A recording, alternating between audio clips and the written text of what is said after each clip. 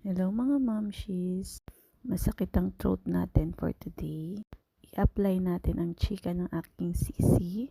Ang mirror image opposite side. Kapag may pain, doon ka sa opposite side niya maglalagay or magmamassage ng kung ano-ano. Ayan. Try natin. Ito ay ayon kay Dr. Eric Berg. Yan ang kanyang hacks para sa pain. Try natin ilagay sa batok kasi masakit ang aking throat. Tingnan natin ang result. Chika ko lang yan. Bye! Good night. Bye-bye.